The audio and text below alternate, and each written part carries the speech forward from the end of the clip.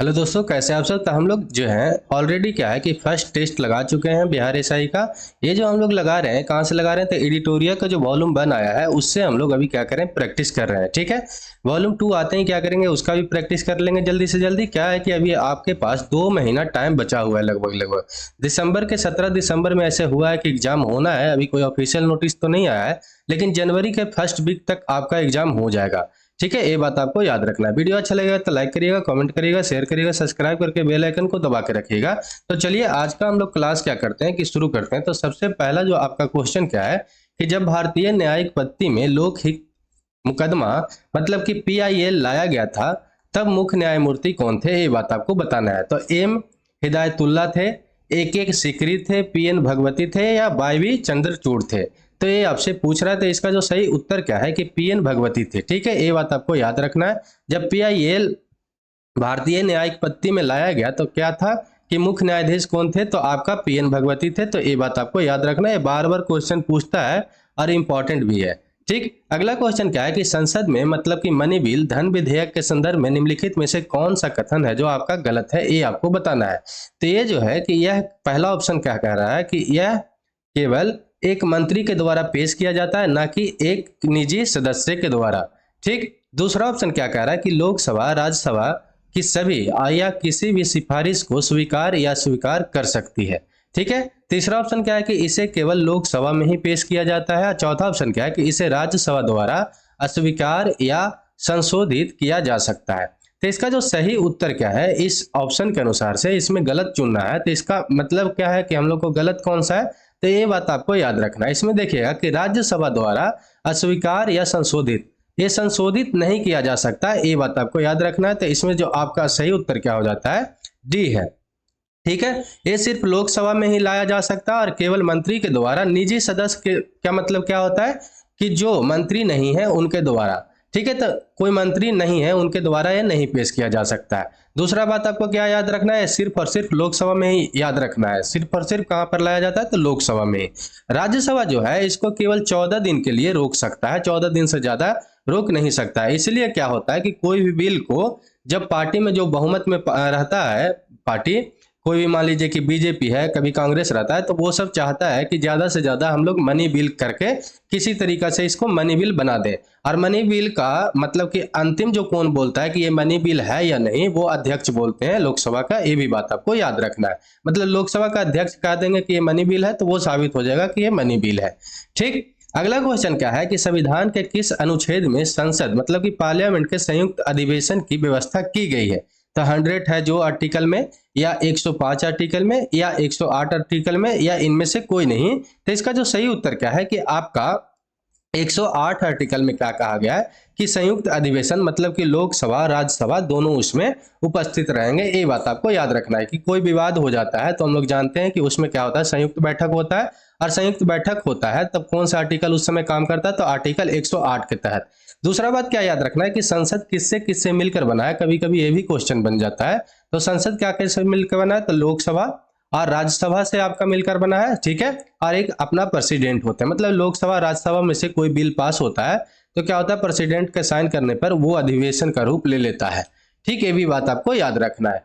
अगला क्वेश्चन क्या है कि भारत के संविधान में किस पद का उल्लेख नहीं है। तो लोक सभा उपाध्यक्ष का, उप प्रधानमंत्री का, राज्यसभा का उपाध्यक्ष का, या राज्य विधानसभा का उपाध्यक्ष का। तो इसका जो सही उत्तर क्या है कि आपका उप प्रधानमंत्री का कहीं भी उल्लेख नहीं है अपना संविधान में, अपना कॉन्स्टिट्यूशन में।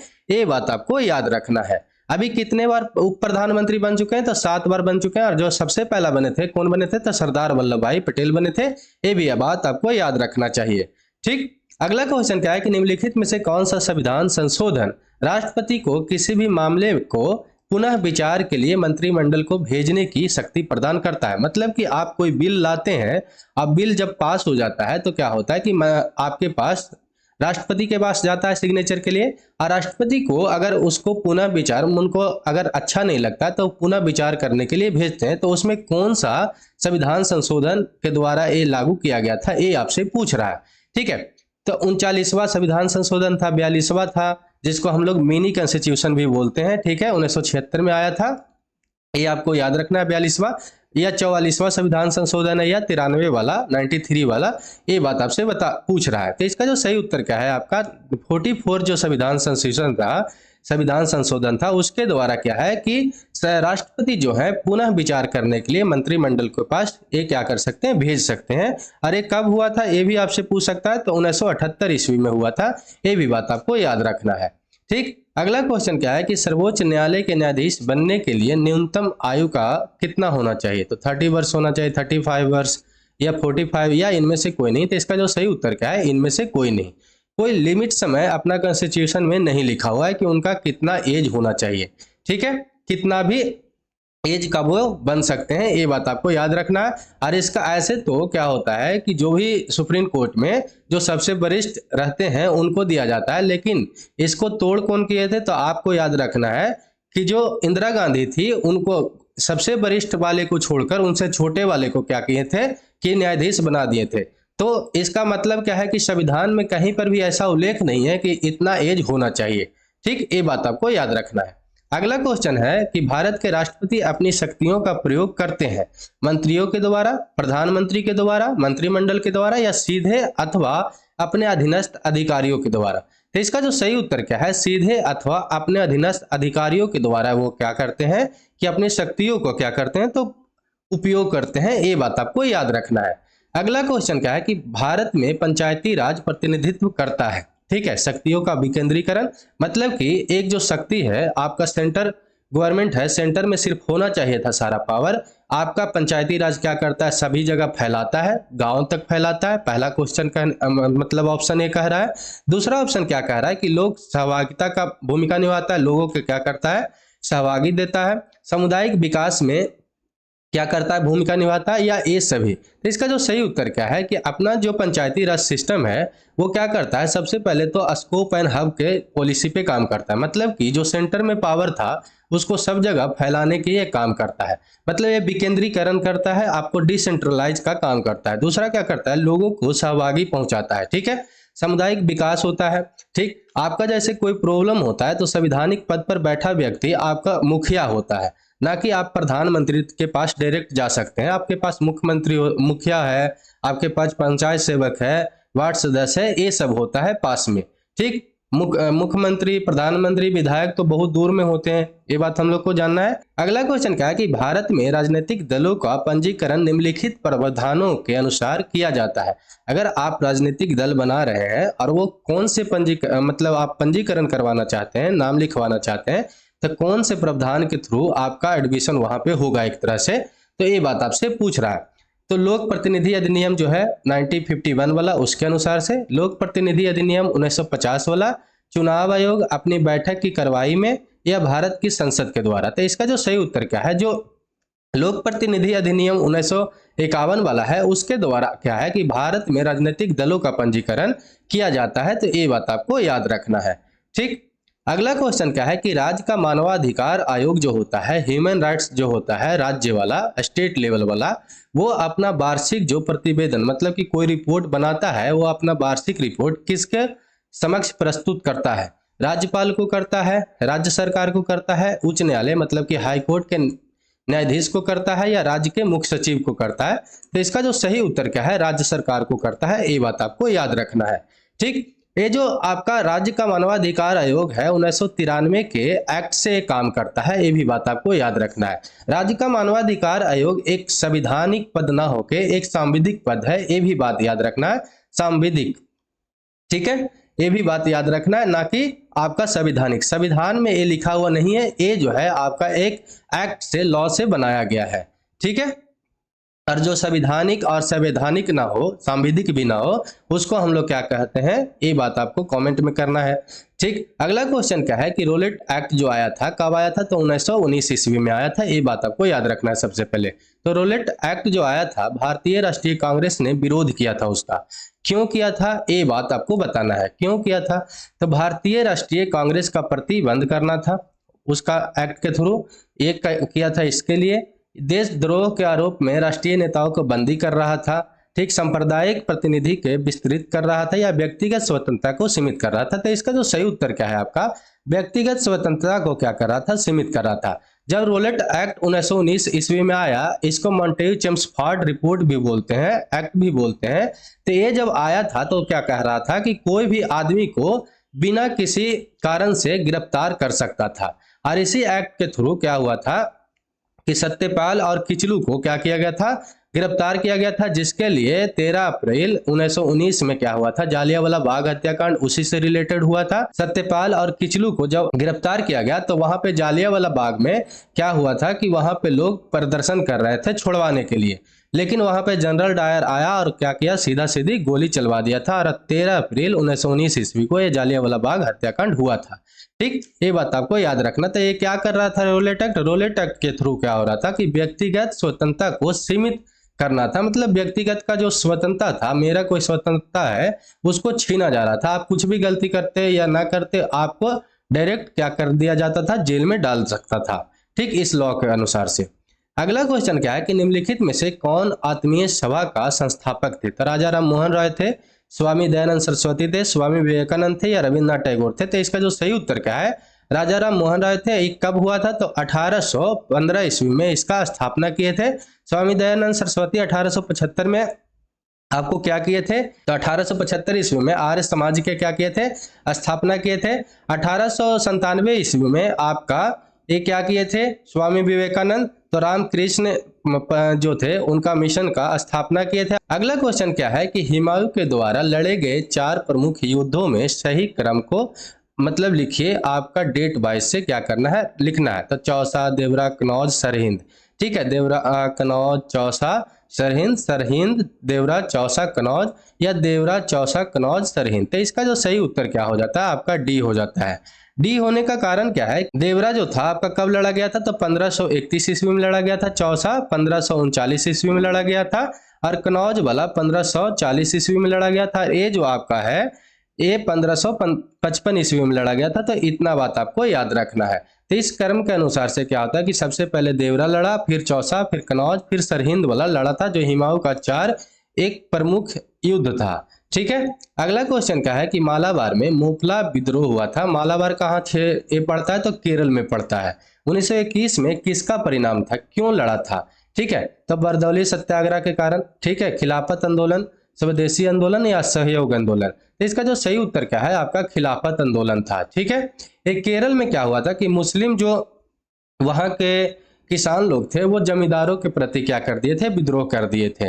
कब किए थे? तो 1921 में मोपला विद्रोह जो मालाबार के क्षेत्र में था, कहाँ पे, केरला में। खिलाफत आंदोलन के बारे में जाने तो खिलाफत आंदोलन का कभी कभी अध्यक्ष पूछता है, तो उसका अध्यक्ष कौन थे? तो महात्मा गांधी थे। दूसरा बात पूछता है कि खिलाफत आंदोलन हुआ था क्यों? तो जानते हैं कि आप तुर्की का जो खलीफा पद था उसको क्या किया गया था, अपमानित किया गया था ब्रिटिशर के द्वारा। उसी को क्या किया गया था, यहाँ के मुसलमान आहत हो गए और यहाँ के मुसलमान एक विद्रोह किए, आंदोलन चलाए, जिसको हम लोग खिलाफत आंदोलन कहते हैं। और उस खिलाफत आंदोलन का अध्यक्ष कौन कर रहे थे? तो महात्मा गांधी कर रहे थे, क्योंकि महात्मा गांधी को मानना था कि इससे अच्छा हिंदू मुस्लिम एकता होने का कोई भी और मौका नहीं मिलेगा। ठीक, तो ये बात आपको यहाँ से याद रखना है। अगला क्वेश्चन क्या है कि किसने कहा था कि आजादी हमारी पहुंच के अंतर्गत है और हमें कसकर पकड़कर रखना चाहिए? तो जवाहरलाल नेहरू, सरदार वल्लभ भाई पटेल, महात्मा गांधी या सुभाष चंद्र बोस? तो इसका जो सही उत्तर क्या है, महात्मा गांधी बोले थे। महात्मा गांधी कब बोले थे? तो जब क्विट इंडिया मूवमेंट शुरू हुआ था आपका, तब बोले थे। क्विट इंडिया मूवमेंट शुरू कब हुआ था? तो आपका 1942 ईस्वी में हुआ था। ये भी बात आपको याद रखना। और उसी समय क्या नारा दिए थे, करो या मरो का नारा भी दिए थे। ठीक है, 8 अगस्त 1942 में शुरू हुआ था। ठीक, अगला क्वेश्चन क्या है कि भारतीय राष्ट्रीय कांग्रेस का द्वितीय मुस्लिम अध्यक्ष कौन थे? अब्दुल कलाम आजाद थे, बहरुद्दीन तैयबजी थे, रहमतुल्लाह सयानी थे या शौकत अली थे? ठीक, तो इसका जो सही उत्तर क्या है, रहमतुल्लाह सयानी थे। ये बात आपको याद रखना है। जो फर्स्ट वाला थे वो कौन थे? तो आपका बहरुद्दीन तैयबजी थे। ठीक है, तो ये जो रहमतुल्लाह सयानी बने थे, कब बने थे? तो 1896 ईस्वी में बने थे। ये भी बात आपको याद रखना है। दूसरा बात क्या याद रखना है कि इसी समय 1896 का जो कलकत्ता में अधिवेशन हुआ था कांग्रेस का, उसी में पहली बार वंदे मातरम गाया गया था। ये भी बात याद रखना है। अगर प्रथम मुस्लिम अध्यक्ष कांग्रेस का पूछे तो कौन थे? तो बहरुद्दीन तैयबजी थे। कांग्रेस के बारे में जाने तो 1885 में क्या हुआ था, इसका स्थापना हुआ था दिसंबर 1885 में। कहाँ पे? तो मुंबई में हुआ था। उस समय हम लोग बॉम्बे बोलते थे। ठीक, ये बात आपको याद रखना। WC बनर्जी उसका प्रथम अध्यक्ष थे, ये भी बात आपको याद रखना। और उसको स्थापना करवाने वाला कौन था? तो एक रिटायर ब्रिटिश अधिकारी था, सिविल सर्वेंट था, वो करवाया था। उसका नाम क्या था? तो A.O. हुम था। ये भी बात आपको याद रखना चाहिए। ठीक, इतना यहां से याद रखना है। अगला क्वेश्चन क्या है कि निम्नलिखित में से किस एक पुरा स्थल से पाषाण संस्कृति से लेकर हड़प्पा संस्कृति सभ्यता का जो है संस्कृति अविशेष प्राप्त हुआ है, कहाँ से प्राप्त हुआ है, ये बात आपको बताना है। तो मेहरगढ़ से हुआ है, कोटदीजी से हुआ है, कालीबंगा से हुआ है, या लोथल से हुआ है? तो इसका जो सही उत्तर क्या है? मेहरगढ़ से हुआ है। ये बात आपको याद रखना। मेहरगढ़ कहाँ पे है? तो अभी बलूचिस्तान जो पाकिस्तान का क्षेत्र है वहां ये पड़ता है। ठीक, अगला क्वेश्चन क्या है कि गौतम बुद्ध को एक देवता का स्थान किस समय प्राप्त हुआ था? तो अशोक के समय हुआ था, कनिष्क के समय हुआ था, अजातशत्रु के समय हुआ था, या बिंबिसार के समय हुआ था? तो इसका जो सही उत्तर क्या है? आपका कनिष्क के समय हुआ था। हम लोग जानते हैं कि 4 बौद्ध संगीतियां हुआ था, जिसमें चौथा बौद्ध संगीति हुआ था वो कनिष्क के समय हुआ था। और इसी के समय गौतम बुद्ध को देवता का स्थान प्राप्त हुआ था। तो कौन राजा थे उस समय? तो कनिष्क थे। ये बात आपको याद रखना है। अगला क्वेश्चन क्या है कि चंद्रगुप्त मौर्य ने सेल्यूकस को किस वर्ष पराजित किया था? तो 315 ईसा पूर्व में, 305 ईस्वी में, 305 ईसा पूर्व में, या ठीक है ये 322 है आपका, सॉरी। तो आपका जो इसका सही उत्तर क्या है? 305 ईसा पूर्व में इसको सेल्यूकस को पराजित किया था। फिर सेल्यूकस के निकेटर के साथ रिलेशन हो गया था, वैवाहिक संबंध बन गया था इसका बेटी से, हम लोग जानते हैं। ठीक है, और इसमें क्या हुआ था कि चंद्रगुप्त मौर्य ने 500 हाथी भी दान में दिए थे। ये भी बात आपको याद रखना है। ठीक, अगला क्वेश्चन क्या है कि रजत मतलब क्या होता है? सिल्वर। सिल्वर के सिक्के जो जारी करने वाला प्रथम गुप्त शासक कौन थे? ठीक है, गुप्त के बारे में बोल रहे हैं। तो चंद्रगुप्त प्रथम थे, चंद्रगुप्त द्वितीय थे, कुमारगुप्त थे, या समुद्रगुप्त थे? तो इसका जो सही उत्तर क्या है? चंद्रगुप्त द्वितीय के द्वारा ये जारी किया गया था। कभी कभी पूछ लेता है कि गुप्त वंश का संस्थापक कौन थे? तो श्रीगुप्त थे। ये भी बात आपको याद रखना है। ठीक है, चलिए अगला क्वेश्चन क्या है कि निम्नलिखित में से कौन सा सुल्तान अपने फरमान में सरदार या अमीरों का मस्दन ए आली के नाम से संबोधित करता है? ठीक है, तो कुतुबुद्दीन ऐबक है, बलबन है, आपका अलाउद्दीन खिलजी है, बहलोल लोदी है। इसमें से आपको बताना है। तो बहलोल लोदी ही क्या है? मसनद ए आली के नाम से संबोधित करता है। ये बात आपको याद रखना है। लोदी वंश का संस्थापक कौन था? तो बहलोल लोदी ही था। ये भी बात आपको याद रखना चाहिए। ठीक है, अगला क्वेश्चन क्या है कि मोहम्मद बिन तुगलक के निम्नलिखित प्रयोगों के अभियानों को क्रमानुसार क्या करें? सजाइए। तो सांकेतिक मुद्रा, दुआओं में वृद्धि, ठीक है, दुआओं में कर का जो वृद्धि किया था वो, ठीक, राजधानी परिवर्तन, कब किया था राजधानी वो अपना परिवर्तन? कराचिल अभियान। तो ये जो आपका कूट है इसमें आपको क्या करना है कि चुनना है। तो सबसे पहले आपको याद क्या करना है कि इसमें जो सबसे पहले क्या किया था ये आपको बताना है। तो इसमें सबसे पहले क्या किया था? दुआओं में कर किया था। ये कब किया था? तो आपका 1325 ईस्वी में किया था। ये बात आपको याद रखना। तो 1325 ईस्वी में मतलब कि 2 वाला सबसे ऊपर पहले होना चाहिए। तो आपका आंसर क्या हो जाता है? डी हो जाता है। फिर उसके बाद क्या किया था? तो आपका राजधानी में परिवर्तन कब किया था? तो 1326 ईस्वी में किया था। 1329 ईस्वी में क्या किया था? सांकेतिक मुद्रा का क्या किया था? आपका किया था। तो 1329 ईस्वी में। आपका 1337 से 1338 ईस्वी में क्या किया था? कराचिल अभियान चलाया था 1337 से 1338 ईस्वी में। तो ये बात आपको याद रखना है। तो दुआब में कर की वृद्धि कब किया था? 1325 ईस्वी में। 1326 में राजधानी का परिवर्तन किया। सांकेतिक मुद्रा जैसे कि अभी हम लोग का नोट है उस तरह से चलाने वाला पहला व्यक्ति था, और इसी के कारण इसको क्या बोला जाता था? पढ़ा लिखा बेवकूफ भी बोला जाता था, क्योंकि ये बहुत पहले ये काम सोच लिया था। ठीक, तो इसका आंसर सही क्या हो जाएगा? आपका डी हो जाएगा। ठीक है, अगला क्वेश्चन क्या है कि निम्नलिखित में से कौन सा भारत का पहला पेपरलेस बजट था? तो केंद्रीय बजट 2021 से 22 वाला, केंद्रीय बजट 18-19 वाला, केंद्रीय बजट 19 आपका 20 वाला, या केंद्रीय बजट 20-21 वाला? तो इसका जो सही उत्तर क्या है कि केंद्रीय बजट 21-22 वाला जो था वो आपका भारत का पहला पेपरलेस बजट पेश किया गया था। किनके द्वारा पेश किया गया था? तो निर्मला सीतारमण जो अपने क्या है कि फाइनेंस मिनिस्टर है उनके द्वारा। ठीक, अगला क्वेश्चन क्या है कि पोंग और तापू राज्य का लोक नृत्य है, कहाँ का है? गोवा का है, सिक्किम का है, अरुणाचल प्रदेश का, हरियाणा का? तो इसका जो सही उत्तर क्या है? आपका अरुणाचल प्रदेश का है। ये बात आपको याद रखना है। ठीक है, अगला क्वेश्चन क्या है कि निम्नलिखित में से कौन सा एक जल प्रदूषक नहीं है। ठीक है, पानी में प्रदूषण फैलाने का काम नहीं करता, तो आर्सेनिक है, क्रोमियम है, गाद है या हिमनद है। तो इसका सही उत्तर क्या है आपका हिमनद है। हिमनद मतलब कि जो बर्फ होता है वो क्या करता है कि आपका पानी को प्रदूषित करने का भूमिका नहीं निभाता है। आर्सेनिक करता ही है, क्रोमियम भी करता है, गाद भी करता है। गाद क्या होता है कि जो गंदगी होता है वो नीचे धीरे धीरे क्या होता है जम जाता है, उसको हम लोग बोलते हैं। ठीक, चलिए अगला क्वेश्चन क्या है कि निम्नलिखित युग्मों में से कौन सा सही सुमेलित नहीं है। इधर आपका खिलाड़ी का नाम है, इधर आपका खेल का नाम है, मतलब कि रिलेटेड। तो सानिया है, रिचर्ड्स हॉकी से संबंधित है, पॉल पोग है जो फुटबॉल से संबंधित है, पामेला जेलिमो है जो भारोत्तोलन से, और किरण पोलार्ड। तो आप किरण पोलार्ड और आप सानिया को तो जानते हैं, तो ये दोनों तो आपका होगा नहीं। ठीक है, तो बचा दो।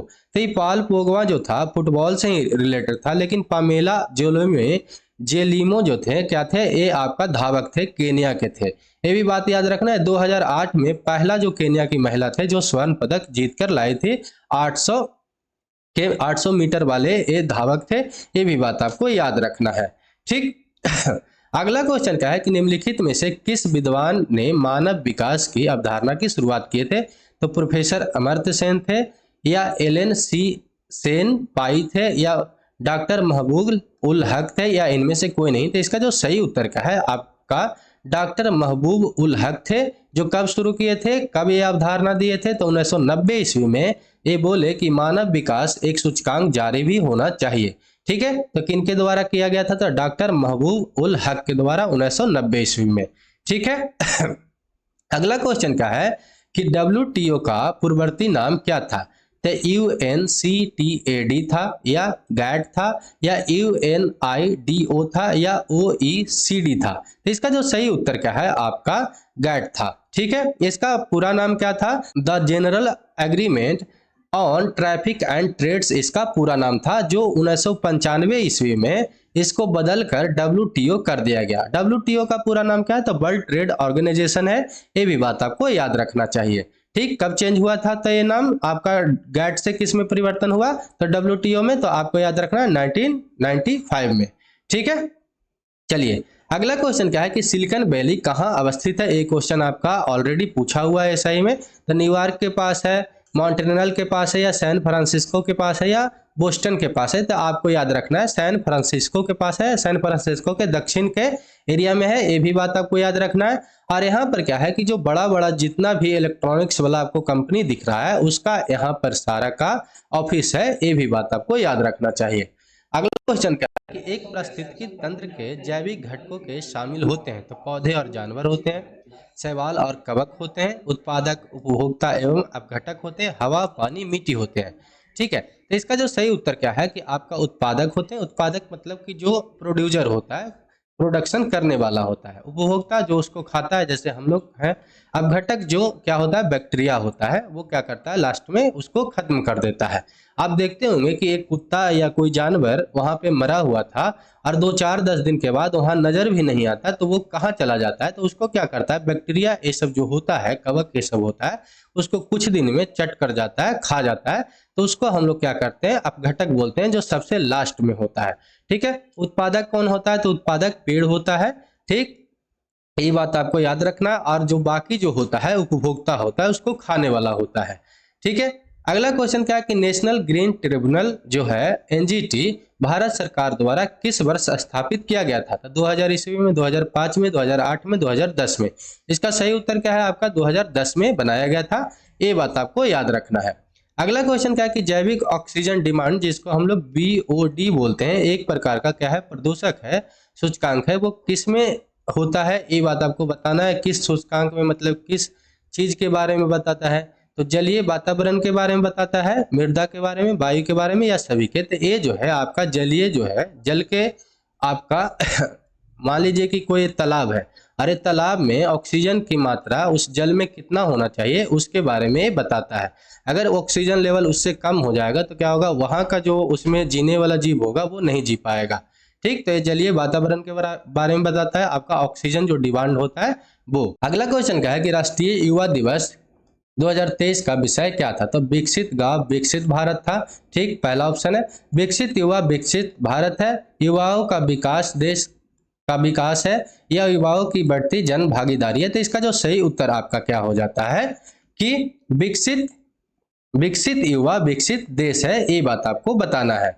ठीक है, चलिए अगला क्वेश्चन क्या है कि हाल ही में प्रसिद्ध व्यक्तित्व बानी जयराम का निधन हो गया। बानी जयराम का निधन हो गया है, वो किससे संबंधित थे? तो संगीत से, प्रशासन से थे, राजनीतिक थे या खेल से थे? तो ये जो आपको याद रखना है, वो संगीत से क्या करते थे, संबंध रखते थे। कब हुआ था? तो फरवरी 2023 में।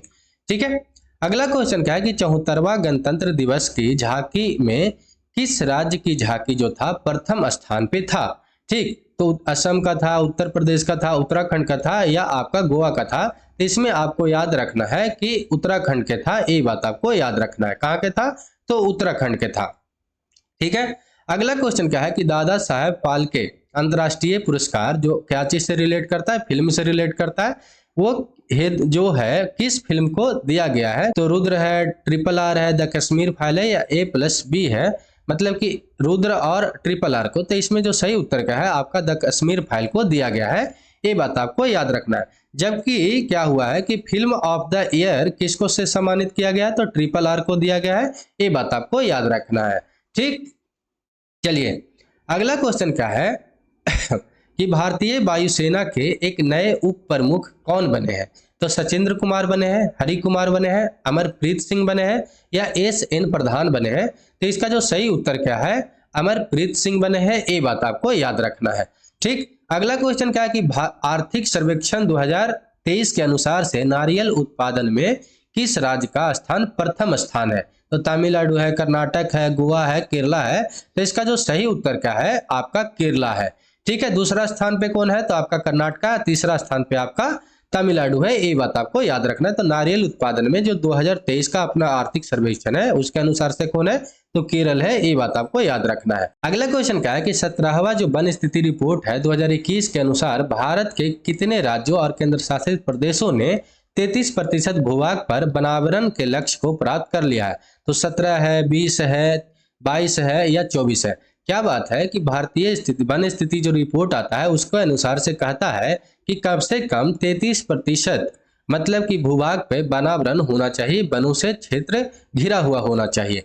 ठीक है, लेकिन अभी तो पूरा नहीं हुआ है, पूरा राज्य तो नहीं किया है, लेकिन कुछ राज्य और केंद्र शासित प्रदेश जो है वो पूरा कर लिए हैं। तो कितने ऐसे हैं?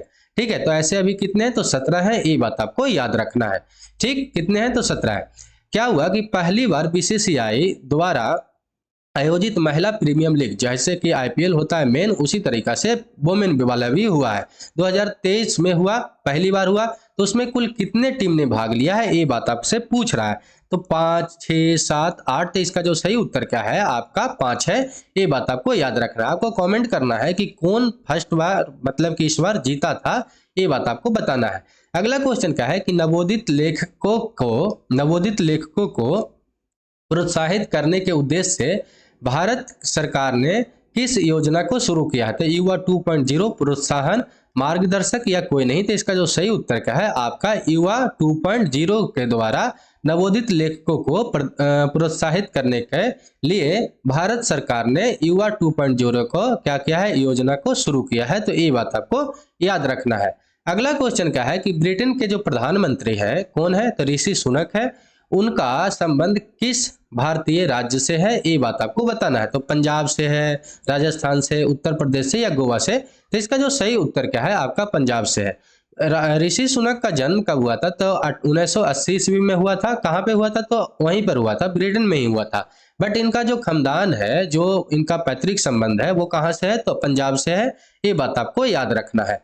अगला क्वेश्चन क्या है कि पुरुष जो T20 वर्ल्ड कप का आयोजन 2026 में होगा वो कहाँ पर आयोजित होगा? भारत में होगा, श्रीलंका में होगा, बांग्लादेश में होगा या आपका A+B मतलब कि भारत और श्रीलंका दोनों के द्वारा करवाया जाएगा? तो आपका सही उत्तर क्या है? भारत और बांग्लादेश दोनों के द्वारा, भारत और श्रीलंका दोनों के द्वारा क्या किया जाएगा? आयोजित करवाया जाएगा। ये बात आपको याद रखना, मतलब कि इसका जो सही आंसर क्या हो जाएगा आपका D हो जाएगा।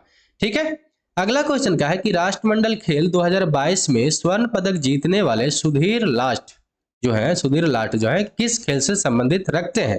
ठीक है, तो कबड्डी से रखते हैं, कुश्ती से रखते हैं, भार तोलन से रखते हैं आपका, या बॉक्सिंग से रखते हैं? किससे रखते हैं, ये बात आपको बताना है। तो आपको जो इसका जो सही उत्तर क्या है, आपका भार तोलन से रखते हैं, ये बात आपको याद रखना है। ठीक, इसमें क्या हुआ था कि ये हुआ कहाँ था, ये जो राष्ट्रमंडल खेल जो हुआ था आपका इंग्लैंड में हुआ था, इंग्लैंड में हुआ था। पहला बात तो ये याद रखना है कि कहाँ हुआ था, तो इंग्लैंड में हुआ था। दूसरा बात याद रखना है कि इसमें 22 जो क्या था कि स्वर्ण पदक लाया गया था और 16 जो था आपका रजत पदक लाया गया था।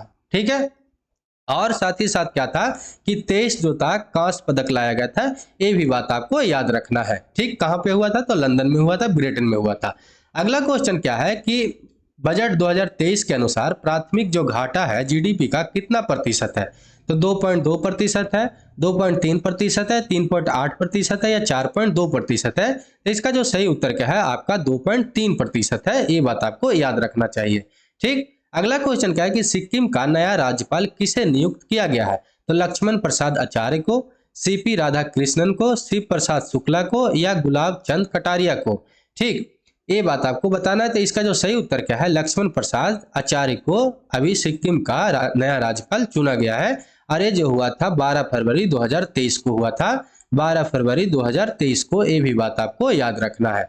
ठीक, चलिए अगला क्वेश्चन क्या है कि यूनिसेफ इंडिया के नए राजदूत कौन बने हैं, तो आयुष्मान खुराना, प्रियंका चोपड़ा, कार्तिक आर्यन या कोई नहीं। तो इसका जो सही उत्तर क्या हो जाता है कि आयुष्मान खुराना को यूनिसेफ इंडिया का नया राजदूत बनाया गया है। ठीक है, इनका आप आर्टिकल 21 शायद एक मूवी था, वो बहुत ज़्यादा ही इंपॉर्टेंट था, वो आप जाकर देख सकते हैं, बहुत ही अच्छा मूवी है। ठीक है, सोसाइटी के लिए बहुत अच्छा है। अगला क्वेश्चन क्या है कि वीर गार्जियन जो है संयुक्त सैन्य अभ्यास जो हुआ था भारत और जापान के साथ में हुआ था। ठीक है, इसका आयोजन कहाँ पे हुआ था, तो हयाकुरी में हुआ था, टोक्यो में हुआ था, मेघालय में हुआ था या गोवा में हुआ था। दो आपका राज्य का नाम क्या दिया हुआ है, तो इंडिया का नाम दिया हुआ है, दो जो है आपका जापान का दिया हुआ है। तो इसका जो सही उत्तर का है आपका हयाकुरी में हुआ था। ठीक, ये बात आपको याद रखना है। अगला क्वेश्चन क्या है कि प्रधानमंत्री नरेंद्र मोदी द्वारा आदि महोत्सव का शुभारंभ कहाँ किया गया, तो न्यू दिल्ली में किया गया, लद्दाख में किया गया, छत्तीसगढ़ में किया गया, आपका उड़ीसा में किया गया। तो इसका जो सही उत्तर क्या है, आपका नई दिल्ली में किया गया था। जो आपका ध्यानचंद स्टेडियम है उसमें एक किया गया था, कहाँ पे, तो नई दिल्ली में। किनके द्वारा, तो प्रधानमंत्री नरेंद्र मोदी के द्वारा आदि महोत्सव का शुभारंभ किया गया था। ठीक है, अगला क्वेश्चन क्या है कि T20 cricketer of the year 2022 का अवार्ड किसे दिया गया है, तो बाबर आजम को, बेन स्टोक्स को, सूर्य कुमार यादव को या ईशान किशन को। तो इसका जो सही उत्तर आपका क्या हो जाता है, सूर्य कुमार यादव को दिया गया है। ठीक, अगला क्वेश्चन क्या है कि पद्म विभूषण पुरस्कार 2023 से सम्मानित श्रीनिवास वर्धन का संबंध किस क्षेत्र से है, तो विज्ञान से है, राजनीति से है या कला से है या साहित्य से है। तो ये बात आपको बताना है। तो इस बार जो क्या है कि पद्म विभूषण जो अवार्ड है 6 व्यक्तियों को दिया गया है, जिसमें से एक श्रीनिवास वर्धन भी है। ये जो किससे संबंध रखते हैं, तो आपको विज्ञान से मतलब कि साइंस से संबंध रखते हैं, ये बात याद रखना है। साथ ही साथ क्या याद रखना है कि 6 व्यक्तियों को इस बार पद्म विभूषण अवार्ड दिया गया है, ये भी बात आपको याद रखना चाहिए। अगला क्वेश्चन क्या है कि प्रसिद्ध राजनीति शरद यादव जो थे, जिनका क्या हुआ कि हाल ही में निधन हो गया, वो कितनी बार लोकसभा हेतु चुने गए थे, तो 5 बार, 7 बार, 6 बार या 9 बार। तो इसका जो सही उत्तर क्या है कि 7 बार चुने गए थे और 3 बार साथ ही साथ क्या याद रखना है कि राज्यसभा में चुने गए थे, ये भी बात आपको याद रखना है। ठीक, अगला क्वेश्चन क्या है कि दुनिया का सबसे लंबा रिवर क्रूज MV गंगा विलास ने क्या किया था, कितने दिनों की यात्रा पूरी किया था। दुनिया का सबसे लंबा एक शिप जैसा बनाया गया था, उस पर क्या है कि टूरिस्ट आदमी घूमेगा। वो कहाँ से शुरू हुआ था, तो आपको याद रखना है कि वाराणसी से वो शुरू होकर असम में जाना था, असम तक जाना था। ठीक, तो ये बात है। तो एक कितना दिन का सफर तय किया था, ये आपसे पूछ रहा है। तो आपका 51 दिन, 55 दिन, 61 दिन या 65 दिन। तो इसका जो सही उत्तर क्या है, आपका 51 दिन तक ये सफर किया था और टोटल सफर ये दूरी कितना तय किया था, तो आपका 3200 किलोमीटर करीब करीब सफर किया था। अरे बांग्लादेश होते हुए जाता है, ये भी बात आपको याद रखना है। ठीक है, अगला क्वेश्चन क्या है कि भारत सरकार ने किस देश से 12 चीते लाने हेतु समझौता किया है, केनिया से, सूडान से, दक्षिण अफ्रीका से या जिम्बाब्वे से। तो इसका जो सही उत्तर क्या है, आपका दक्षिण अफ्रीका से। दक्षिण अफ्रीका से अभी क्या है कि 12 चीता लाया जाएगा, जिसमें से 7 क्या होगा, तो आपका मेल होगा और 5 क्या होगा, तो आपका फीमेल होगा। ये भी बात आपको याद रखना चाहिए। ठीक है, अगला क्वेश्चन क्या है कि the magic of the last story का लेखक कौन है? तो परवन सेन है, सुधा मूर्ति है, राधा सिन्हा या प्रकाश चंद्र कोहली है। तो इसका जो सही उत्तर क्या हो जाता है आपका? सुधा मूर्ति है। ये बात आपको याद रखना है। कौन है? तो सुधा मूर्ति है। ठीक है, the magic of the last story का।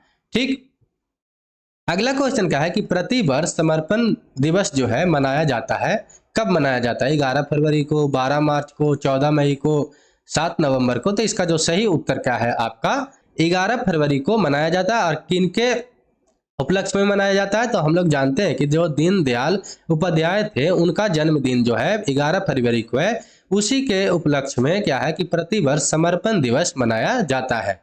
ठीक, अगला क्वेश्चन क्या है कि शहाबुद्दीन चप्पू को किस देश का नया राष्ट्रपति बनाया गया है? तो ओमान का, बांग्लादेश का, सूडान का या बहरीन का। तो इसका जो सही उत्तर आपका क्या हो जाता है? बी हो जाता है, बांग्लादेश का शहाबुद्दीन चप्पू को नया राष्ट्रपति बनाया गया है। ठीक है, यही बात आपको याद रखना है। अगला क्वेश्चन क्या है कि वैज्ञानिक अनुसंधान केंद्र दक्षिणी गंगोत्री की स्थापना कब की गई थी?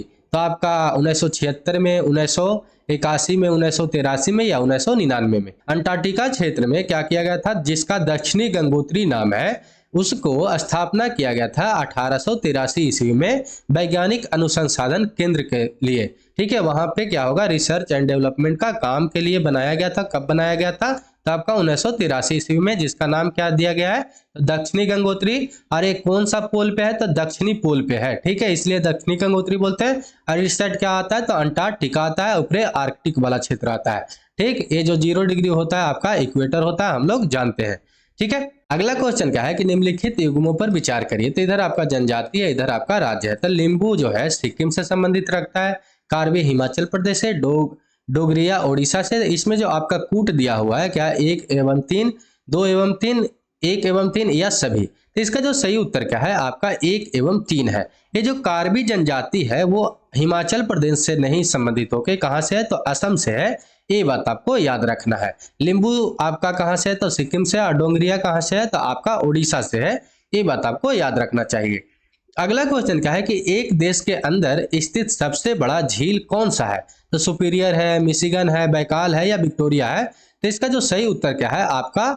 मिशिगन है। और मिशिगन कहाँ है? तो आपका यूएसए में है, अमेरिका में है। ये भी बात आपको याद रखना है। अगला क्वेश्चन क्या है कि वायुमंडल में हाइड्रोजन की प्रतिशत मात्रा कितना है? तो 0.01% है, 0.93% है, 1.3% है या 0.03% है। तो इसका जो सही उत्तर क्या है आपका? 0.1% है। ये सही है। ये जो आपका है 0.03% कार्बन की है। ये बात आपको याद रखना है। ठीक, कार्बन का आपका सबसे ज्यादा किसका है? तो आपको याद रखना है आपका नाइट्रोजन का, जो लगभग आपका 78% के करीब करीब है। ये भी बात आपको याद रखना चाहिए।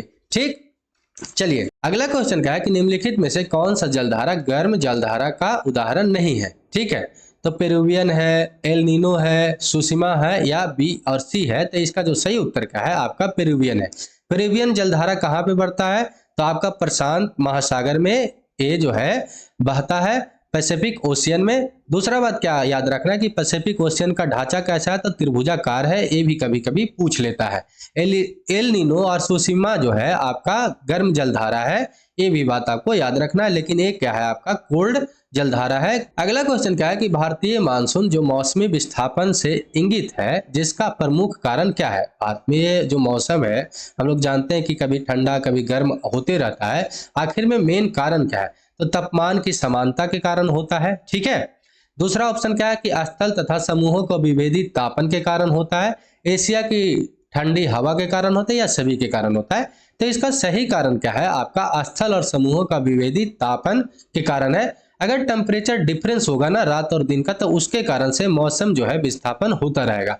क्योंकि हम लोग जानते हैं कि टेम्परेचर जो है high pressure to low pressure में बहता है। अगर हाई टेम्परेचर कहीं पे है तो लो टेम्परेचर है तो उधर क्या करता है कि ये बहना शुरू कर देता है, जिसी के कारण कभी इधर कभी उधर होते रहता है। उसी के कारण क्या होता है कि भारतीय मानसून मौसमी विस्थापन को इंगित करता है। तो क्यों करता है? तो स्थल तथा समूहों विभेदी के तापन के कारण। ठीक है, टेम्परेचर डिफरेंस के कारण होता है। ठीक, अगला क्वेश्चन क्या है कि नौकरेक जैव मंडल क्षेत्र किस राज्य से संबंधित है?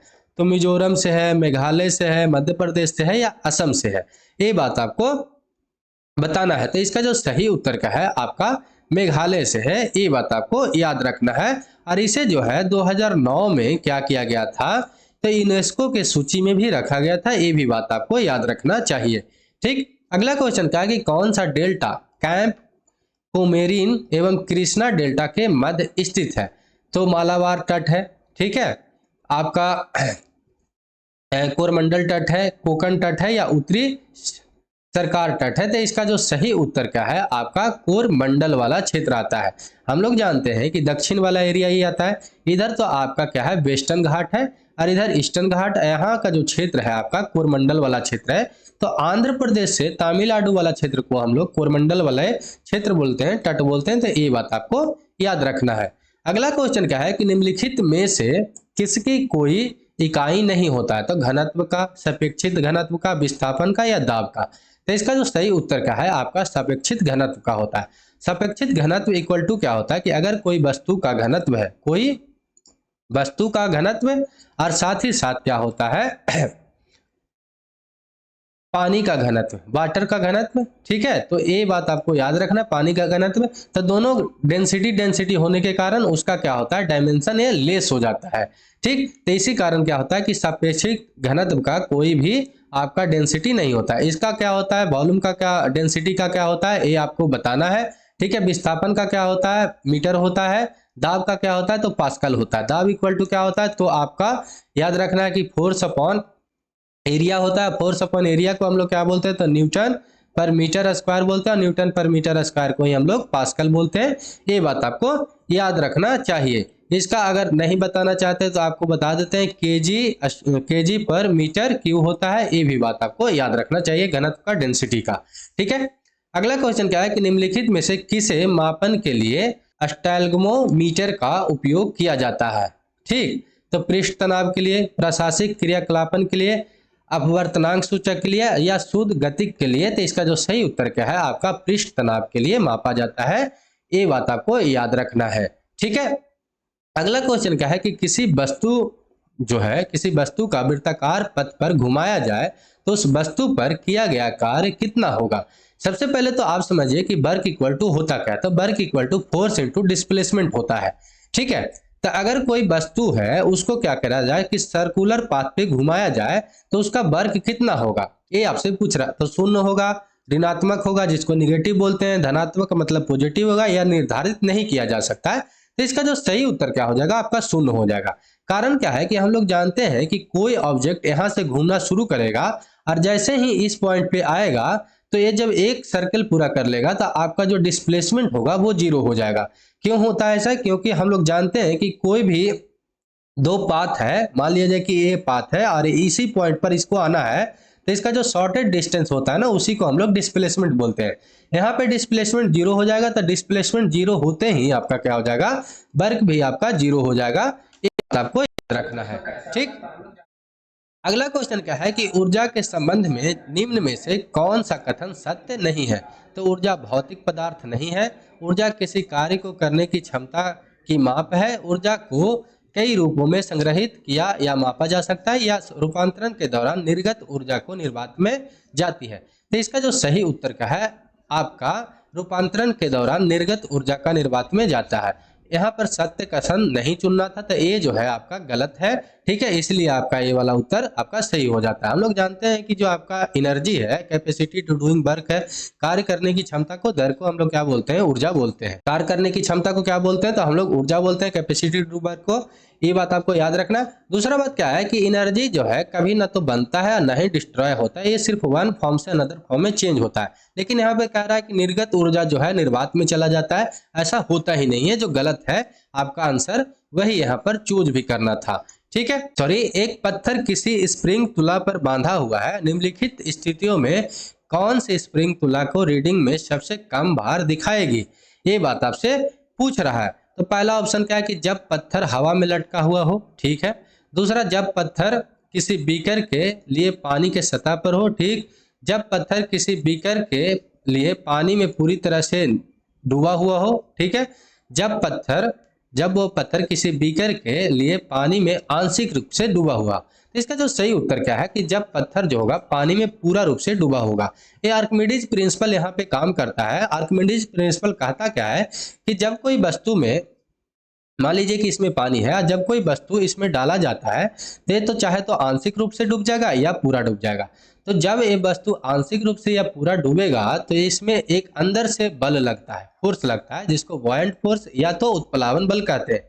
ये कितना लगता है? जितना ऊपर इसमें से आएगा। मतलब कि ये पूरा डूबेगा तो अंदर से ज्यादा फोर्स लगेगा, ये ज्यादा आपका क्या होगा कि हल्का फील होगा। ठीक है, तो ये बात आपको याद रखना है। तो जब पानी पूरी तरह से जब बीकर में पत्थर पूरी तरह से डूबा रहेगा तब। ठीक, अगला क्वेश्चन क्या है कि बोरोसिलिकेट जो होता है ग्लास के बर्तन में माइक्रोवेव के ओवन का प्रयोग किया जाता है क्योंकि यह भंगुर नहीं होता है, ठीक है, यह अत्यधिक ऊष्मा का प्रतिरोधी होता है, या किसी भी अन्य बर्तन से अधिक तेजी से खाना बनाता है, या ऊर्जा का कुशल होता है। तो इसका जो सही उत्तर क्या है कि यह ऊष्मा का अत्यधिक क्या होता है कि प्रतिरोधी होता है। इसी कारण से क्या है कि माइक्रोवेव ओवन में इसका प्रयोग किया जाता है, बोरोसिलिकेट ग्लास का बर्तन का। ये बात आपको याद रखना है। ठीक, अगला क्वेश्चन क्या है कि किसी विस्फोट के कारण समुद्र के तल पर बनने वाली लहरें कैसी होती है? तनुप्रस्थ होती है, अनुदैर्घ्य होती है, स्थिर होती है, या ए या बी होता है? तो इसका जो सही उत्तर क्या है कि अनुदैर्घ्य होती है। जो आपके तल पर बनता है ना किसी विस्फोट के कारण, तो वो अनुदैर्घ्य होता है, लेकिन सतह पर जो बनता है आपका, सतह पर बनता है वो कैसा बनता है? तो अनुप्रस्थ बनता है। लेकिन तल पर कैसा बनता है? तो अनुदैर्घ्य बनता है। ये बात आपको याद रखना है। अगला क्वेश्चन क्या है कि हाइड्रोजन अणु का नाभिक में किससे बना होता है? तो केवल एक प्रोटॉन से, प्रोटॉन, न्यूट्रॉन और इलेक्ट्रॉन से, दो इलेक्ट्रॉन एक प्रोटॉन से, या इनमें से कोई नहीं? तो इसका जो सही उत्तर क्या है आपका? केवल एक प्रोटॉन से। हाइड्रोजन के अणु का जो नाभिक होता है उसमें एक प्रोटॉन और एक इलेक्ट्रॉन होता है। तो हम लोग जानते हैं कि इसमें जो होता है प्रोटॉन और न्यूट्रॉन होता है, लेकिन यहाँ पर सिर्फ एक प्रोटॉन होता है। इलेक्ट्रॉन क्या होता है? उसके कक्षा पे घूमता है। ठीक, हम लोग जानते हैं। ठीक है, ऑर्बिट पे घूमता है। ठीक है, अगला क्वेश्चन क्या है कि निम्न में से कौन सा विकल्प सहसंयोजक यौगिक का नहीं है? सहसंयोजक यौगिक का गुण का नहीं है, ये बात आपसे पूछ रहा है। तो निम्न गलनांक होता है और निम्न क्वथनांक होता है, उच्च गलनांक होता है और उच्च क्वथनांक होता है, ऊष्मा और विद्युत का दुर्लभ चालक होता है, जल में अम्लीय और कार्बनिक विलयों का विलय होता है। तो इसका जो सही उत्तर आपका क्या हो जाता है कि सहसंयोजक, अब जब सहसंयोजक यौगिक का गुण होगा तो उसमें क्या होगा? ये दोनों में तो आपका कॉन्ट्राडिक्शन दिख रहा है, चाहे तो निम्न गलनांक होगा चाहे तो उच्च गलनांक होगा। तो इसका जो सही उत्तर क्या होता है कि उच्च गलनांक और उच्च क्वथनांक इसमें नहीं होता है। ठीक, तो यहाँ पर क्या हो जाता है आपका आंसर ए सही हो जाता है, मतलब कि बी यहाँ पर आंसर सही हो जाता है, क्योंकि हम लोग को गलत ही चूज करना था, चुनना था। ठीक है, अगला क्वेश्चन क्या है कि एथेनॉल को इथेन में परिवर्तित करने के लिए डिहाइड्रेटिंग एजेंट के रूप में किसे प्रयोग किया जाता है? तो निकल का, सूर्य का प्रकाश का, ताप का, या सांद्र सल्फ्यूरिक अम्ल का? तो इसका जो सही उत्तर क्या है कि सांद्र सल्फ्यूरिक अम्ल का प्रयोग किया जाता है एथेनॉल को इथेन में परिवर्तित करने के लिए। ये बात आपको याद रखना है। ठीक है, अगला क्वेश्चन क्या है कि आधुनिक आवर्त सारणी में प्रथम धात्विक, मतलब कि धातु, प्रथम धातु का बारे में बताना है। तो लिथियम है, हीलियम है, सोडियम है, या हाइड्रोजन है? ठीक, तो इसका जो सही उत्तर आपका क्या हो जाता है? लिथियम है। लेकिन फर्स्ट अधातु वाला कौन होता है? तो हाइड्रोजन होता है। सभी गैस को क्या में रखा गया है? तो आपको अधातु में रखा गया है। ठीक, तो यहाँ पर सही उत्तर क्या हो जाएगा आपका? लिथियम हो जाएगा। ये बात आपको याद रखना है। अगला क्वेश्चन क्या है कि उदासीन गैसीय परमाणु के बाह्य कक्षा या कोश से एक इलेक्ट्रॉन को हटाने के लिए निम्न में से किसकी आवश्यकता होती है? आयन ऊर्जा की होती है, वियोजन ऊर्जा की होती है, इलेक्ट्रॉन बंधुता की होती है, या विद्युत ऋणात्मक का होता है? तो इसका जो सही उत्तर क्या है आपका? आयन ऊर्जा के होते हैं, आयनन ऊर्जा का होता है। ये बात आपको याद रखना है। ठीक, अगला क्वेश्चन क्या है कि निम्न में से प्रति अम्ल के संघटक के रूप में किसका प्रयोग किया जाता है? तो साधारण नमक का, जिसको हम लोग सोडियम क्लोराइड बोलते हैं, कैल्शियम सल्फाइड का, या सोडियम हाइड्रेट कार्बोनेट का, या आपका सोडियम कार्बोनेट का? तो इसका जो सही उत्तर का है सोडियम हाइड्रोजन कार्बोनेट का, जिसको NaHCO3 से हम लोग क्या करते हैं? संकेत करते हैं। ये आपका रासायनिक फॉर्मूला भी है। ठीक है, केमिकल फार्मूला भी है, तो सोडियम हाइड्रोजन कार्बोनेट का। ठीक, अगला क्वेश्चन क्या है कि जब सिल्वर ब्रोमाइड को सूर्य की रोशनी में रखा जाता है तब कौन सी गैस निकलती है? सल्फाइड गैस निकलती है, क्लोरीन गैस, आयोडीन गैस या ब्रोमीन गैस? तो हम लोग देख रहे हैं कि यहाँ पे सिल्वर ब्रोमाइड है, तो इसलिए इसमें से क्या निकलेगा? तो ब्रोमीन गैस निकलेगा।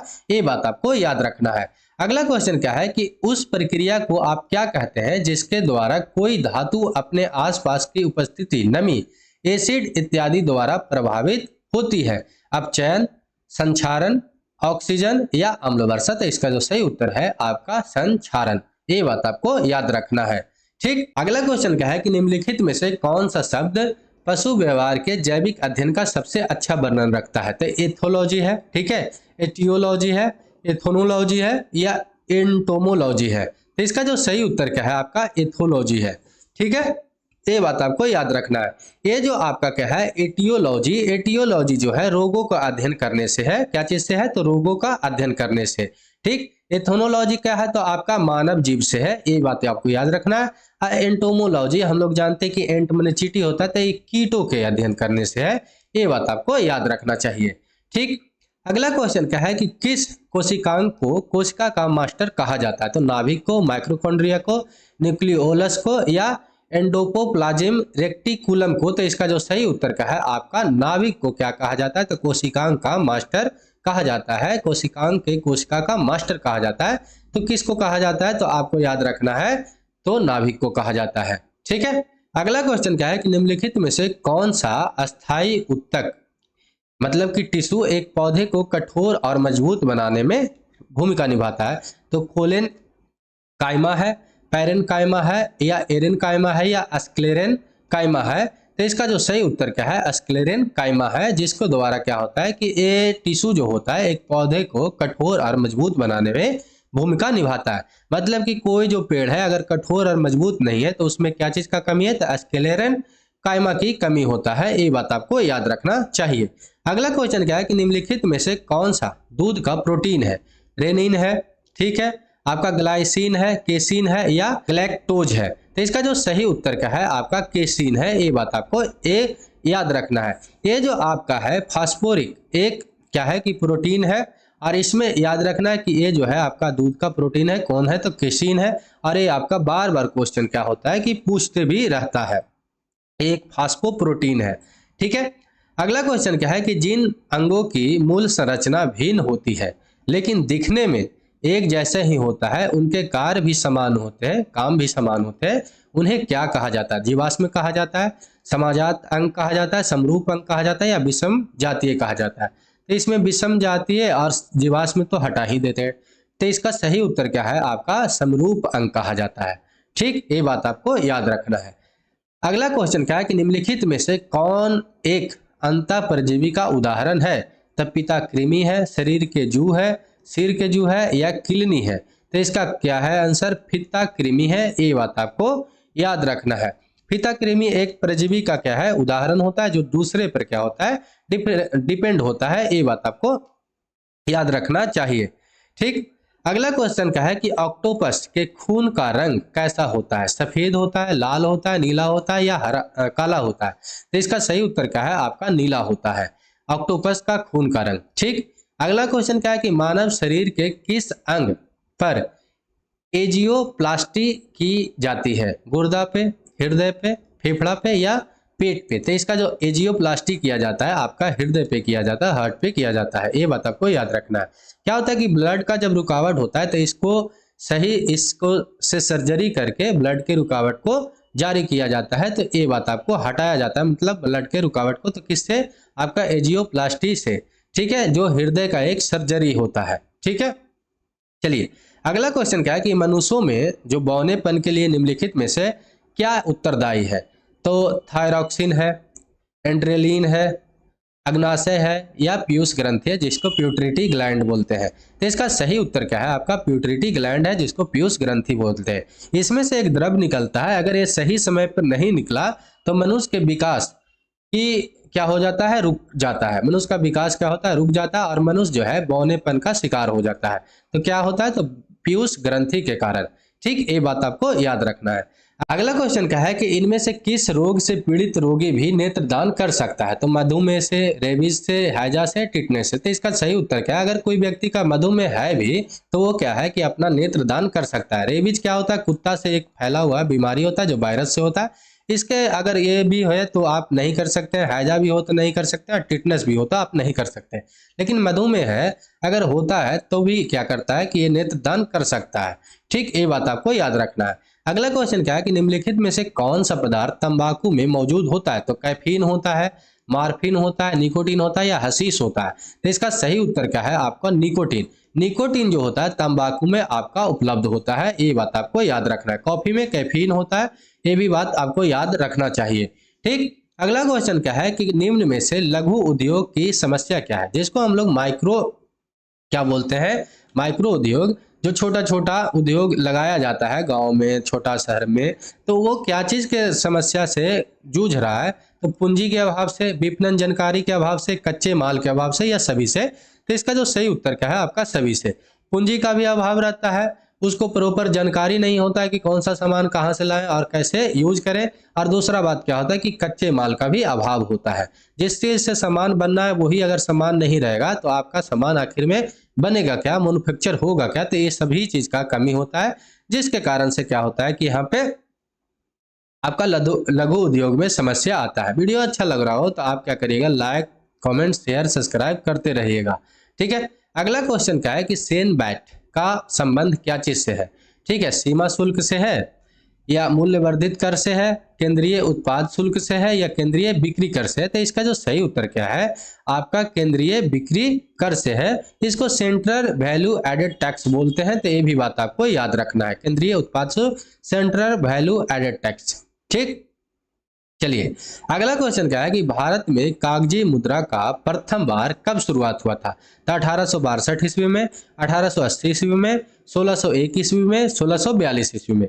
इसका सही उत्तर क्या हो जाता है? तो आपका 1862 ईस्वी में पहली बार कागजी मुद्रा का मतलब कि यहाँ पर उपयोग में लाया गया। और कहाँ पे? तो भारत में। तो कब लाया गया? तो 1862 ईस्वी में। ये भी बात आपको याद रखना है। अगला क्वेश्चन क्या है कि निम्न में से कौन सा भारतीय रिजर्व बैंक जो है उसका कार्य नहीं है, वर्क नहीं है? ठीक है, तो साख नियंत्रण है, साख का सृजन करना है, ये बात आपसे पूछ रहा है। मौद्रिक नीति का निर्माण करना है, अनुसूचित बैंक, वाणिज्य बैंक के शिखर का संस्था के रूप में। ठीक है, तो इसका जो सही उत्तर क्या है आपका? साख सृजन जो है वो नहीं करता है, क्रेडिट क्रिएशन का ये काम नहीं करता है। ये सब काम किसका है? तो वाणिज्यिक बैंकों के द्वारा होता है। मौद्रिक नीति जो है मॉनेटरी पॉलिसी का निर्माण करता है। मॉनेटरी पॉलिसी में 6 गो मेंबर होता है, ये बात आपको याद रखना है। 3 मेंबर कहाँ से होता है? तो आरबीआई की तरफ से होता है। ठीक, 3 मेंबर कहाँ से होता है? तो आपका गवर्नमेंट की तरफ से होता है। ठीक है, 3 गो। ठीक, अगर इसमें क्या होता है कि इसमें तो एक तो रहते हैं आरबीआई की तरफ से उनका चेयरमैन ही, जो आरबीआई के हमेशा जो रहेंगे तत्कालीन। अरे अगर वोट टाई हो जाएगा तो आरबीआई के गवर्नर को दोबारा वोट देने का अधिकार होता है, वो जब टाई हो जाता है तो कोई निर्णय में। तो मौद्रिक नीति का काम क्या है? तो मेनली जो है आपका इन्फ्लेशन, जो महंगाई को कंट्रोल कैसे किया जाए वो करना होता है। महंगाई कितना से कितना बीच के होना चाहिए? तो सीपीआई पे ये काम करता है। ठीक है, और कितना से कितना बीच के? 2 से 6 के बीच में होना चाहिए, मतलब 2 ± 2 के। ठीक, सॉरी 4 ± 2 पर ये काम करता है। ठीक है, चलिए अगला जो क्वेश्चन क्या है, ये मैथ का क्वेश्चन 5 गो रहता है, हम लोग जानते हैं। तो इसमें क्या है कि 5 क्रमिक विषम संख्याओं का औसत जो है, एवरेज जो है आपका 21 है। तो उनमें से सबसे छोटी संख्या क्या होता है? तो हम लोग जानते हैं कि अगर बीच वाला 21 है तो इधर 2 गो होगा और इधर आपका 2 होगा। ठीक है, तो 17 पहला तो होगा, फिर क्या होगा? 19 होगा, फिर 21 होगा, फिर आपका 23 होगा, और फिर क्या होगा? आपका 25 होगा। तो इसमें तो आपका ये तो एवरेज बन जाता है। लेकिन सबसे छोटा वाला कौन है? तो आपका 17 है, 17 है। तो आपका आंसर क्या हो जाएगा? बी हो जाएगा यहाँ पे। ठीक है, यहाँ पर ऐसे सी रहना चाहिए था, यहाँ पर आपका बी रहना चाहिए था। तो चलिए आपका क्या आंसर हो जाएगा? 17 हो जाएगा। ये बात आपको याद रखना है। चलिए अगला क्वेश्चन क्या है कि राम को एक परीक्षा में उत्तीर्ण होने के लिए 36% अंक लाना था। 36% अगर वो राम जो है अंक लाता है तो क्या करता है कि पास हो जाता है। लेकिन उसने 24% अंक प्राप्त किया, लेकिन वो प्राप्त कितना किया, 24% ही किया, और 24% तो किया लेकिन 9 अंक से क्या हो गया, फेल हो गया। मतलब कि आपका ये दोनों का डिफरेंस कितना है, तो 12 का आ जाता है। ठीक है, अरे 12% का ही वैल्यू आपका 9 है, तो 12% का अगर वैल्यू 9 है तो कह रहा उत्कीर्ण अनुत्कीर्ण रह जाता है। तो परीक्षा में पूर्णांक ज्ञात करें, मतलब कि परीक्षा में जो पूरा अंक है वो कितना का है, तो 12% का वैल्यू अगर 9 है तो आप बताइए कि 100% का वैल्यू कितना होगा। ठीक है, आपका 100% का वैल्यू कितना होगा, ये बात आपसे बता रहा है। ठीक, तो 3 तिया का 9 और 3 चौके 12, आपका 25 तिया 25 चौके 100, तो 25 तिया 75, तो आपका आंसर क्या हो जाता है, यहाँ पे भी बी हो जाता है। ये आपका क्या हो गया, चलिए इसको बी कर देते हैं, इसको हम लोग सी कर देते हैं। ठीक है, चलिए तो यहाँ पर आंसर क्या हो जाएगा, आपका 75 हो जाएगा। ये बात आपको याद रखना है। ठीक, चलिए अगला क्वेश्चन क्या है कि एक कारीगर जो है m मिनट में जे वस्तु बनाते हैं, तो 2/3 घंटे में कितनी वस्तु बनाएंगे। m मिनट में कितने वस्तु बनाते हैं, तो जे, तो 1 मिनट में कितने बनाएंगे, तो जे बाई m बनाएंगे, यही ना होगा। ठीक, तो 2/3 घंटे में कितने बनाएंगे, तो 2/3 घंटा है, तो इसको भी मिनट में हम लोग तैयार कर लेते हैं, तो क्या हो जाएगा आपका, तो ये 20 हो जाएगा, अब 20 दूनी 40, मतलब कि 40 जे बाई एम बनाएंगे। ए वाला आपका सही हो जाएगा। तो कहाँ पे है 40 जे बाई एम, तो आपका डी आंसर यहाँ पे सही हो जाएगा। ये बात आपको याद रखना है। चलिए अगला क्वेश्चन क्या है कि एक सिपाही किसी चोर का पीछा कर रहा है तथा चोर से 100 मीटर क्या है वो पीछे है ऑलरेडी, मतलब कि यहाँ पर चोर है और यहाँ पर अगर सिपाही है, पुलिस है, यहाँ पे चोर आपका मान लेते हैं, थिप मान लेते हैं, तो ये दोनों के बीच का डिफरेंस कितना है, 100 मीटर का है। ठीक है, यदि जो है सिपाही तथा चोर का चाल का अनुपात, लेकिन चोर का चाल कितना है, 5 का है और इसका 4 का है, तो चोर पकड़े जाने पर कितने दूरी कर चुका होगा। एक बात आप याद रखिए कि ये अगले मिनट में, मान लिया जाए कि अगले घंटे में ये 400 मीटर चलेगा, तो ये अगले घंटे में कितना चलेगा, 500 मीटर चलेगा, तो आखिर में क्या हो जाएगा, पकड़ा जाएगा कि नहीं, 100 मीटर का डिफरेंस भी कवर हो जाएगा, तो ये 400 मीटर हो जाएगा यहाँ पे। ये मौखिक रूप से ऐसे ही सोच कर आप बना सकते। अगला क्वेश्चन क्या है कि कोई जो धन है चक्रवृद्धि ब्याज, जिसको कंपाउंड इंटरेस्ट बोलते हैं, कंपाउंड इंटरेस्ट पर 3 वर्ष में इतना रुपया हो जाता है। ठीक है, 6 वर्ष में इतना रुपया हो जाता है, तो धन ज्ञात करिए। ठीक है, मान लिया जाए कि x क्या था, मूलधन था, तो मूलधन पर हम लोग जानते हैं, और r क्या मान लेते हैं, उसका हम लोग रेट मान लेते हैं, तो इतना हम लोग का कंपाउंड इंटरेस्ट था। ठीक, और कंपाउंड इंटरेस्ट से जो मिश्रधन बन के निकलता है वो कितना निकल के आता है, तो इसको इक्वेशन फर्स्ट मान लेते हैं, और सेकंड वालों को क्या मान लेते हैं, तो 1 + r/100 मान लेते हैं। ठीक है, ये वाला स्टेटमेंट से 6 वर्ष में इतना होता है, तो 6 वर्ष में कितना हो जाता है, तो आपका 10,035 हो जाता है। इसका सेकंड स्टेटमेंट मान लेते हैं, और सेकंड डिवाइडेड बाई फर्स्ट जब करते हैं तो क्या हो जाएगा, यहाँ पर बचेगा क्या, x से तो x आपका कट जाएगा, सॉरी x से x कट जाएगा, बेस सेम होता है तो क्या होता है, पावर कटता है, तो यहाँ पर 3 पावर हो जाएगा, और इससे अगर आप काटिएगा 1 + r/3, सॉरी r/100, r/ आपका 100 हो जाएगा यहाँ पे, और r/100/3 हो जाएगा। तो आपको याद रखना है कि यहाँ पर आखिर में होगा क्या कि 10,035 बाई, ठीक, 6,690 हो जाएगा। इससे आप काटिएगा तो कटेगा कितना से, ये 3 से कटेगा, आपका ये 2 से कटेगा। ठीक है, ये भी बात आपको याद रखना चाहिए। तो ये जो आपका वैल्यू है, अगर यहाँ का वैल्यू इक्वेशन फर्स्ट में रखें तो क्या होगा, x यहाँ पर आप वैल्यू रख दीजिए, तो यहाँ पर वैल्यू रखिएगा तो क्या होगा, 3/2 हो जाएगा, और 3/2 66 90 हो जाएगा, और इससे जब आप काटिएगा लास्ट में तो आंसर कितना आएगा, 4460 आएगा। ये बात आपको याद रखना है। ठीक, तो इसका जो मतलब कि इतना आंसर आ गया। तो आज के लिए इतना ही, आपका सेकंड टेस्ट था वो तो पूरा हो चुका है। अगला दिन हम लोग क्या करेंगे कि थर्ड सेट लगाएंगे, और ये जो सेट है कब तक चलेगा, जब तक आपका एग्जाम हो ना जाए। ठीक, तो चलिए आज के लिए इतना ही। वीडियो अच्छा लगा हो तो लाइक करिएगा, कमेंट करिएगा, शेयर करिएगा, सब्सक्राइब करके बेल आइकन को दबा के रखिएगा। तो जय हिंद, जय भारत।